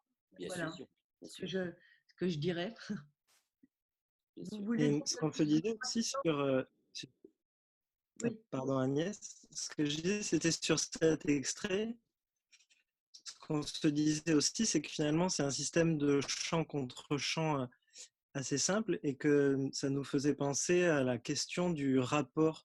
Tu parlais tout à l'heure d'un Trouble Every Day, du regard de Claire Denis sur les acteurs, et on se demandait aussi le regard de l'opérateur sur les comédiens, et de la relation que vous avez en tant que technicien sur les plateaux aux acteurs, et comment ces outils mettent une distance ou non. Par exemple, vous parliez de la longue focale ou des courtes focales, ça implique aussi à quel endroit vous êtes par rapport aux acteurs, si vous êtes proche ou loin. Mais on se pose aussi cette question du regard, et de finalement, est-ce que quand vous cadrez, c'est votre regard personnel? Est-ce que c'est celui du réalisateur? Est-ce que c'est un mélange des deux? Comment se rejoignent plusieurs regards sur un plateau au moment de faire une image? Bah, quand on est en train de filmer, surtout aux caméras à l'épaule, enfin en tout cas, moi, la sensation que j'ai, c'est que quand même, c'est forcément, c'est mon regard, mais c'est mon regard nourri du scénario, nourri de la préparation, nourri de ce que j'ai essayé de comprendre, de ce que j'essaye de deviner, nourri de ce que les comédiens, je sais pas, proposent, me laisse filmer en quelque sorte, nourri aussi forcément de ce qui va m'attirer, enfin surtout caméra à l'épaule. Moi, je me déplace ou je vais bouger un tout petit peu ou quoi parce que je vais aller chercher quelque chose que je trouve beau ou que je trouve parlant ou que je trouve. Donc c'est forcément c'est le regard, mais c'est ma sensation qui s'exprime. Mais ma sensation, elle est nourrie encore une fois de tout ce qui aura été, de tout le temps passé, de toute, parfois du non-dit, parce que c'est vrai que bon, dans le cas des films avec Claire, quand la caméra est à l'épaule, je sais très bien qu'elle regarde les acteurs, mais qu'elle regarde aussi ce que la caméra est en train de filmer et qu'elle sait ce qu'il y a dans le cadre. Elle connaît suffisamment pour, elle a mis très très longtemps avant d'utiliser un petit écran pour regarder ce qui se passe. Et elle n'a jamais été assise devant un écran qui enregistre et se repasser les séquences. Ça, jamais. Donc, c'est peut-être, je ne sais plus si j'ai dit ça tout à l'heure, parfois j'ai l'impression qu'au moment où on filme, c'est presque comme si on était dans un registre que généralement on attribue au documentaire, qui n'en est pas un du tout, puisque tous les ingrédients qui sont là, c'est de la mise en scène, c'est toutes les choses de la fiction, c'est toutes les petites parcelles du puzzle de la fiction, mais c'est quand même quelque chose qui est en train de se produire à ce moment-là, qui est aussi peut-être pour... c'est un peu regarder pour la première fois l'enjeu d'une scène. Et c'est vrai qu'un premier regard, c'est différent d'un autre regard. Quand on regarde pour la première fois quelque chose, moi je pense vraiment qu'on a une manière différente de regarder parce qu'on regarde, on découvre, on est curieux et en même temps, parfois, si on est très attiré, on a presque la sensation en même temps que le présent de cette vision est en train de fabriquer une image qui sera dans la mémoire, qui sera inscrite quelque part. Donc c'est du temps aussi, du temps de vie des acteurs, du temps de vie de l'histoire, du temps de vie du personnage, quoi. Et ça, c'est, je pense, quelque chose que c'est que Claire aime bien voir. Je suis sûre que c'est la même chose pour Gordon Willis, sauf que moi, je me suis dit, ouais, ça devait être un homme distant, peut-être un homme réservé, peut-être un homme strict, sévère, etc. Mais quand on voit le film, etc., mais au contraire, quoi, il est complètement aimanté par ce qu'il juge essentiel dans l'histoire. En regardant les acteurs comme il les regarde, dans l'onde focale, dans son formascope, comme s'il allait à l'essentiel, comme s'il éclairait l'essentiel, comme si et ça donne une force, mais une densité aux choses que je trouve incroyable. Voilà, c'est passionnant. Et du coup, d'une certaine manière, ça aussi, finalement, ça concourt peut-être à la chose, à la sensation qui fait peur. C'est que tout ça, et quand même, il se dégage de l'élégance dans sa manière de filmer comme ça, en longue focale. Et du coup, c'est qu'est-ce qu'il y a derrière l'élégance? Donc, il y a des choses à découvrir derrière tout ça. Donc, ça traverse un peu le miroir. Ça, c'est magique.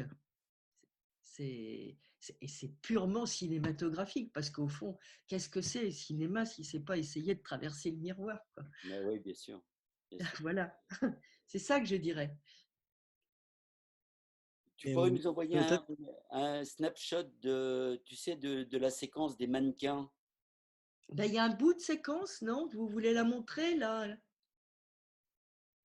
Ouais, peut-être qu'on peut montrer, par rapport à ce que tu disais, Agnès, la petite séquence qui est juste avant la Oui, scène de dénouement de oui, Claude.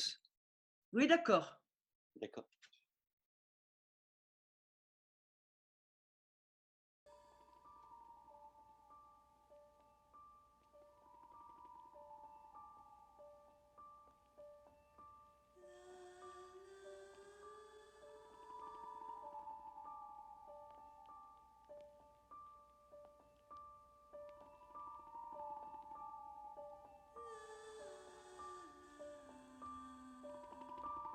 Magnifique plan, magnifique plan.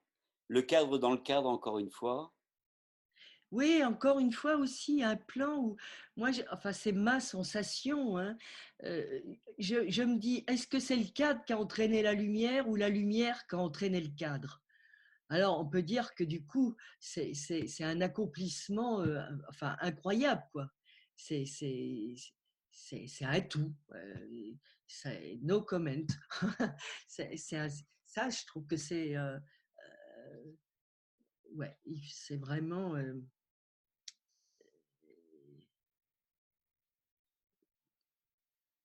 je trouve fascinant, hein, c'est- d'avoir une telle possession de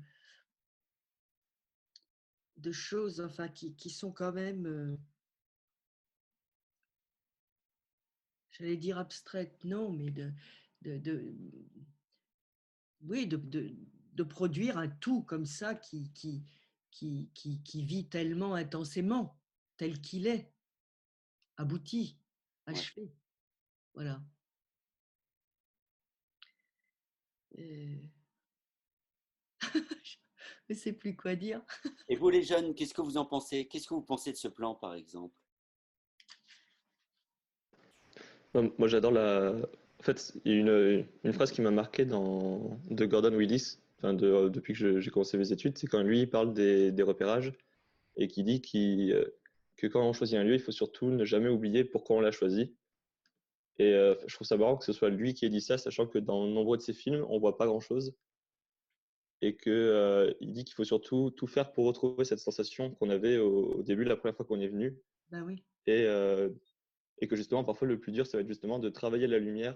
Parce qu'il ne dit pas justement qu'il ne faut pas ne pas travailler la lumière, mais il dit qu'il faut la travailler en adéquation avec cette sensation. Et que le plus dur, justement, parfois, c'est même juste d'essayer de retrouver cette sensation qu'il a eue à ce moment-là. Et du coup, Agnès, quand tu parlais est-ce que c'est le cadrage qui a provoqué la lumière? Bah, moi, je trouve ça vraiment intéressant compte tenu de la manière dont lui, il voit les repérages et les lieux dans lesquels il tourne. Et je me demande si justement, il n'a pas trouvé plutôt le cadrage à cause de la lumière, parce Ben, que justement, la lumière devait transpercer le lieu de cette manière, et il s'est dit, bah, ben, ben voilà, c'est pour ça que je disais ce qui est incroyable, c'est qu'on ne sait pas si c'est le cadre qui a entraîné la lumière ou vice-versa. Donc c'est tellement intrinsèquement lié que ça veut dire que c'est tellement réussi, c'est formidable de brouiller les pistes à ce point, parce que du coup, on reçoit cette image comme un tout achevé, quoi. Il y a une évidence, une conviction, et ça, c'est une conviction, ça entraîne, quoi. oui, mais bon, c'est vraiment des choix toujours très très forts. Et il y a des plans dans le film que du coup, nous, on aurait beaucoup souhaité montrer, mais compte tenu enfin, de la conférence Zoom et des problèmes de débit et de l'obscurité de ces plans, c'est assez dommage de ne pas pouvoir. Enfin, après, on a quelques screenshots. Ouais. Peut-être que Laurent pourrait en passer quelques-uns. Mais où vraiment, bah, voilà, par exemple, l'ascenseur, c'est quand même, je trouve ça très, très impressionnant comme plan et vertigineux et osé, en fait, de voir si peu et enfin, de concentrer autant. Et dans tout ce que vous disiez sur bah, du coup, l'anamorphique avec les longues focales et le format large, tout ça, je trouve ça encore plus fort de prendre un format aussi large avec des optiques ou avec un angle de champ aussi grand et de finalement laisser qu'une portion à chaque fois qui est choisie Oui. avec minutie. Et je trouve que ces scènes très sombres enfin, représentent vraiment ce travail-là qui est vraiment une maîtrise parfaite, quoi. Bah, une des difficultés comme des formats larges, en particulier pour le spectateur, c'est justement que c'est large, donc il s'agit dans le découpage et dans le cadrage d'amener le regard du spectateur toujours au bon endroit, sans qu'il ait à chercher chaque fois sur l'ensemble de l'image.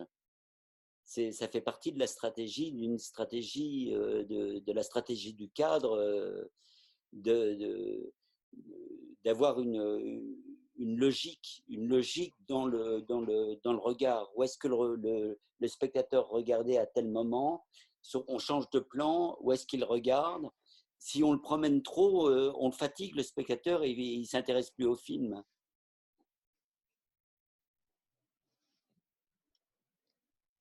Ah, bien sûr.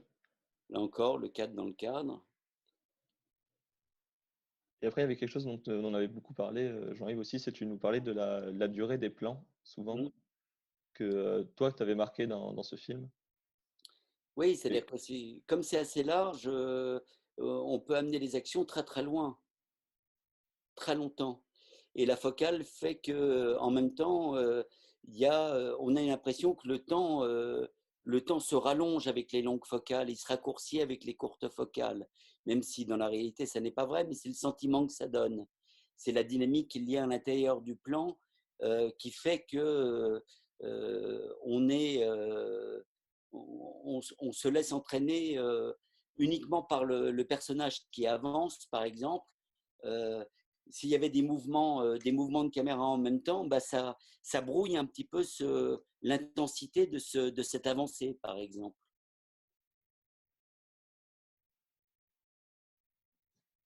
Là, je me souviens plus. Ah oui, là, c'est chez le tueur. Ben, c'est dans le bureau qui jouxte l'atelier qu'on vient de voir. Oui, c'est ça. Merveille. Avec il y a la scène du magnétophone Oui. juste après. voilà, c'est ça. C'est la confrontation finale. Et Là donc où là, Voilà. du coup, ça s'amorce. Agnès, quand tu parlais des masses noires qui pesaient en amorce, Oui, pour le coup, je crois que c'est une des seules autres scènes où on en a une, du oui, coup, sur ce plan aussi. voilà. Et là, et là, elle ne parle pas, elle écoute ce qu'il lui a apporté, le magnétophone, quoi, qui est d'ailleurs le premier objet qu'on voit dans le film. Et là encore, c'est un cadre dans le cadre, fermé, enfermé par cette amorce, qui ne lui laisse pas beaucoup de place pour s'échapper en réalité. Et la beauté de ce plan, c'est la continuité, justement. C'est comment, au fur et à mesure du son du magnétophone, comment elle s'effondre, elle commence à avoir peur, hein. Oui, elle pleure. Oui. C'est Il y a des larmes. c'est d'une incroyable force.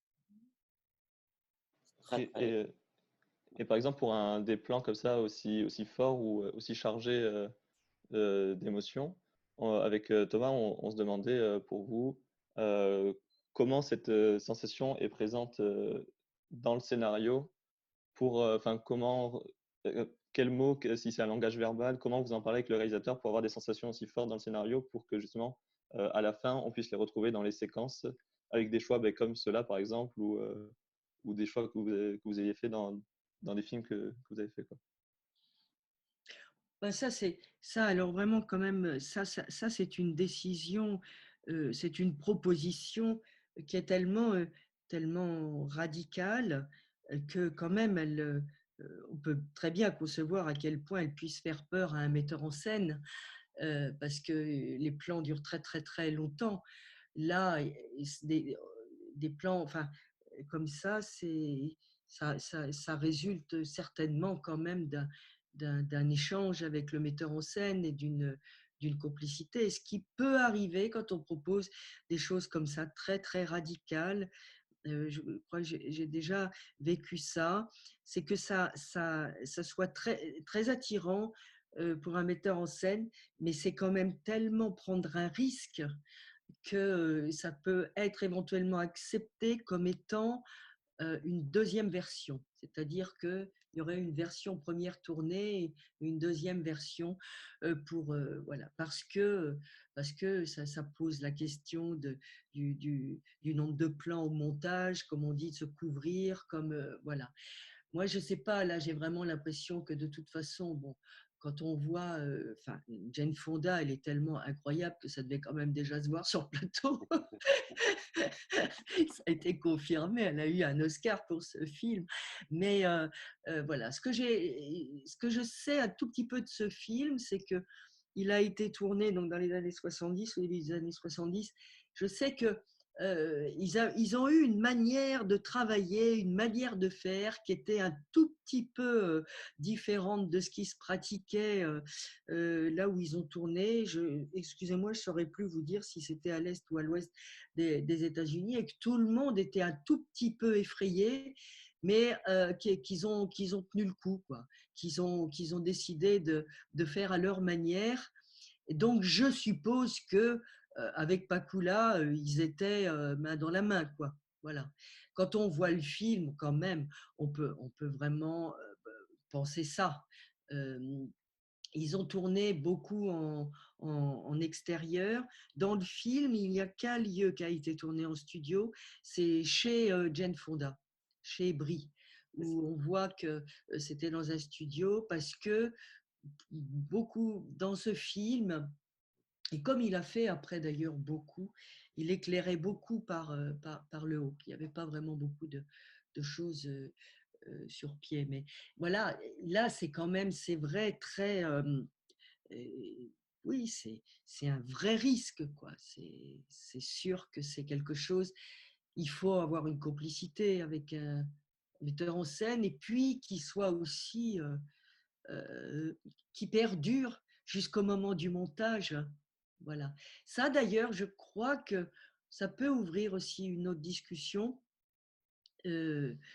parce que maintenant, avec le numérique, il y a quelque chose de nouveau, enfin ça dure déjà depuis quelque temps, hein, plusieurs années, mais comme on n'a plus du tout la même contrainte de métrage de pellicule, etc., quand même, il y a beaucoup d'heures de rush. Et avec le numérique, il y a aussi beaucoup de recadrage pour créer d'autres plans, voilà, à d'autres focales, etc.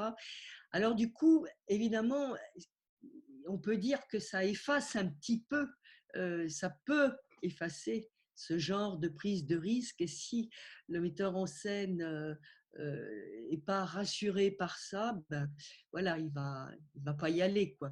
Là, c'est sûr que il faut quand même tenir compte du contexte. Bon, je pense aussi que Gordon Willis, il est un petit peu connu pour ça. Je crois qu'il y a des gens qui trouvaient. Il a eu des soucis au début avec les producteurs quand il a tourné Le Parrain, qui lui ont dit mais c'est quoi cette histoire, on ne voit pas Marlon Brando, etc., etc. Il a réussi à l'imposer, et bon, donc il fallait que ce soit quelqu'un d'incroyablement solide pour dire mais c'est comme ça qu'il faut. Il avait sa conviction, et je pense qu'il a dû quand même avoir un peu le concours de Marlon Brando, mais c'est sûr que le maquillage au niveau de la mâchoire de Marlon Brando aurait certainement pas du tout eu la même place si les yeux, si le visage avait été éclairé en entier. Et du coup, pas voir ses yeux, cet homme reste très mystérieux. On a l'impression qu'on voit des choses de lui à travers le mouvement de sa mâchoire, mais on n'arrive jamais véritablement à savoir ce qu'il a dans la tête, puisque on ne voit pas ses yeux. Voilà.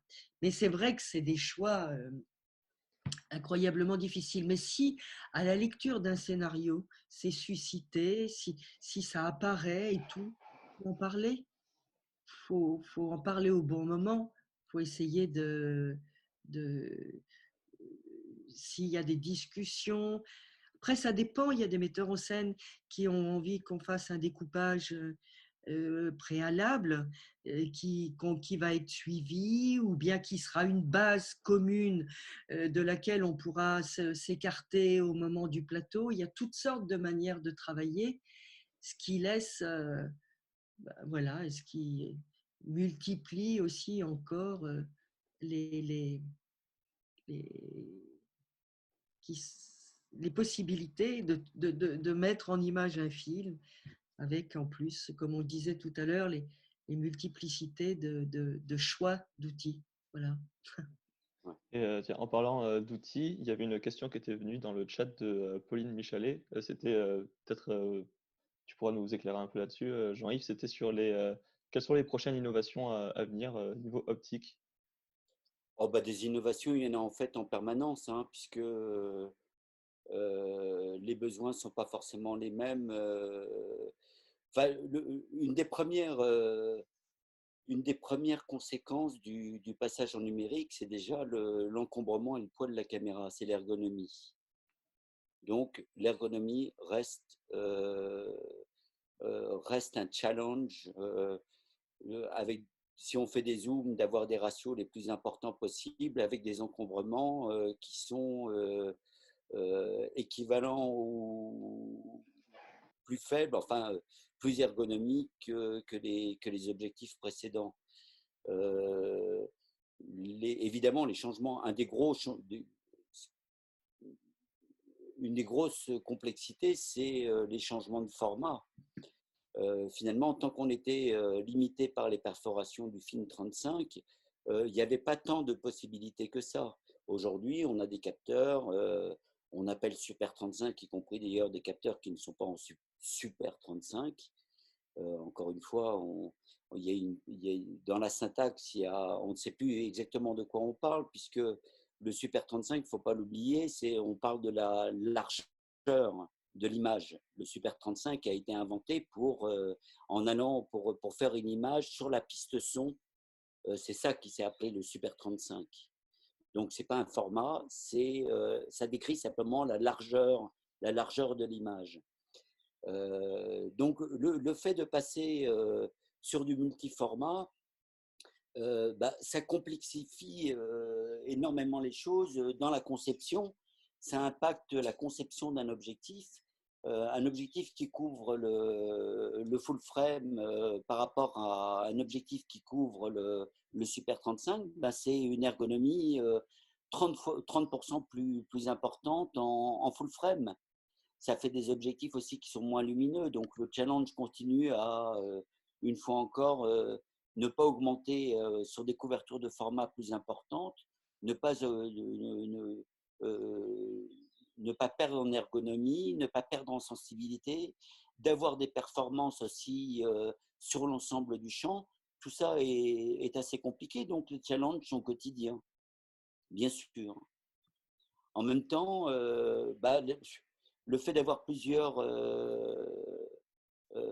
formats à disposition et aussi facilement, c'est d'une incroyable richesse. C'est des palettes pour les opérateurs qui sont… On le voit par exemple dans Roma.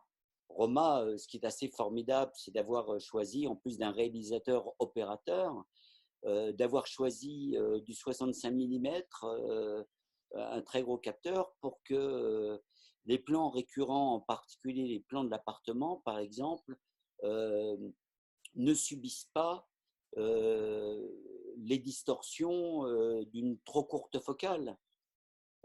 C'est le plus de ces grands formats, c'est d'en voir plus, c'est pas d'en voir moins, c'est d'en voir plus, avec des focales qui sont plus normales, moins distrayantes. En l'occurrence, quand on parle de Roma et des plans de l'appartement, de la maison, la maison est un personnage à part entière.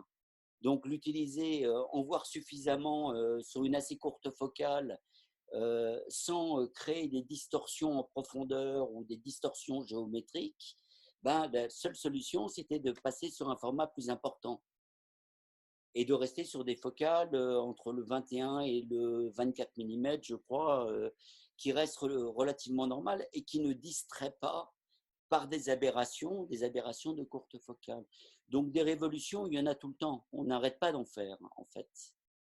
Là, justement, on s'attaque depuis 2 ans maintenant sur des focales fixes qui seront configurables, dont l'esthétique sera configurable, avec des couvertures de full frame. C'est un sacré barnum, c'est très compliqué. Et en restant sur des objectifs légers, à moins de 2 kilos. Donc, pourquoi? Parce que les plateformes, elles aussi, les supports de caméra ont augmenté. Vous êtes habitué avec les caméras numériques à travailler avec des caméras qui sont aux alentours de 5 kilos, par exemple. On met des caméras sur des drones, donc l'ergonomie est un challenge, encore une fois, quotidien, si on ne veut pas perdre de la performance qualitative ou en sensibilité, ou en ergonomie, etc. Donc les révolutions continuent. Les métadatas aussi, pour la post-production ou pour des corrections d'aberrations qui nous permettront de faire peut-être des objectifs différents avec une ergonomie différente. Ça aussi, le codage de pupille, c'est un challenge de ces prochaines années, bien sûr. Aujourd'hui, on doit intégrer aussi les possibilités de la post-production qui sont incroyables, qui évoluent elles aussi à toute vitesse, un peu à la vitesse d'évolution des ordinateurs. Donc, on a du pain sur la planche en permanence. Et en même temps, il s'agit de respecter aussi les sensations des opérateurs, les besoins des opérateurs, avec des sensations sur les bagues, de zoom, de points, des développements qui permettent d'oublier un moment l'outil pour ne s'intéresser qu'aux comédiens. Ça, c'est moi, ce que je tire de 35 ans de plateau, c'est ce qui importe, c'est le comédien, et d'avoir les outils qui nous permettent de quitter l'objectif, de quitter des yeux l'objectif pour ne s'intéresser qu'aux comédiens. Donc, d'amener des objectifs avec une ergonomie et des sensations sur les bagues et puis des performances qui servent naturellement, qui semblent servir naturellement la comédie, qui est quand même, on fait des films aussi parce qu'on a des comédiens, parce qu'on a un scénario, parce qu'on a un metteur en scène. Donc, à un moment, on doit oublier les outils qui doivent être le prolongement de nous-mêmes pour réaliser des plans. Sinon, on ne peut pas travailler. Ok, merci beaucoup pour toutes ces réponses. Et du coup, c'est bien que tu finisses sur ça parce que ça va nous permettre de. Parce que ça fait bientôt 2 heures qu'on est ensemble. Et du coup, il y a un petit rituel, c'est à la fin de chaque conférence, c'est de vous demander de nous partager, si vous le voulez bien, une anecdote de tournage. Et du coup, je ne sais pas lequel veut se lancer en premier, une anecdote soit qui peut être liée du coup au thème de l'association ou juste quelque chose qui vous plairait de partager. Écoute, moi, excuse-moi Agnès, Vas-y, j'allais te dire vas-y Jean-Yves. Moi, certainement, ce qui m'a le plus marqué dans ces années de tournage, c'est une situation très particulière avec Isabelle Adjani sur Camille Claudel. On tournait depuis 6 mois, on était épuisés. Pour vous dire la vérité, j'avais perdu 10 kilos. Et sur une séquence qui se passait à Saint-Germain, au théâtre de Saint-Germain, il y avait un plan d'Isabelle arrivant en pleurant en très très longue focale. Et la première prise, j'étais pas en rythme. Et elle est venue vers moi, toujours avec le visage toujours embué de larmes, et qui me regarde droit dans les yeux avec ses grands yeux bleus et qui me dit « Mais pourquoi tu m'as fait ça ?» Heureusement, après, les autres prises étaient bonnes, mais ça, c'est quelque chose qui m'a touché incroyablement profondément, enfin, qui m'a qui est certainement un de mes souvenirs les plus intenses de tous les tournages sur lesquels j'ai travaillé. C'est son regard et tout d'un coup, après 6 mois de tournage et d'un tournage qui était compliqué, a fortiori au point, puisque c'était un tournage en anamorphique, très souvent avec des ouvertures avec très très peu de tolérance, enfin très peu de profondeur de champ. Au bout de 6 mois, que tout d'un coup, elle est semblée trahie que la première prise ne soit pas la bonne. Ça m'a traumatisé en fait. En plus, je suis d'une famille de comédiens, donc moi, le travail des comédiens, un de mes grands plaisirs de tournage, c'est d'avoir été pointeur, d'avoir été en face des comédiens et d'avoir senti toutes ces énergies en premier plan, à proximité avec le perchman souvent. Donc, la sensation de l'acting et des comédiens, c'est quelque chose qu'un pointeur prend de plein front, en fait.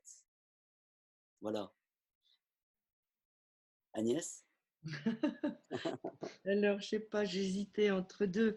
En tout cas, c'est un rapport avec le cadre. Voilà. Je faisais le cadre sur Les ailes du désir de Wim Wenders et il y avait pendant tout le film souvent des plans très orchestrés, des plans qui se déplaçaient, très très compliqués, des plans séquences sur des déplacements des anges se déplaçant au milieu des gens, s'arrêtant, les écoutant, etc., etc.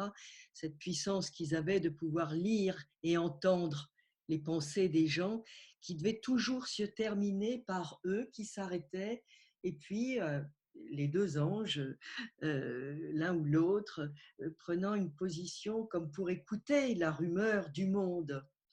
Et souvent, on montait un petit peu, quel que soit l'engin qu'on ait, sur ce plan-là. Et moi, je trouvais ça, c'était des plans incroyables.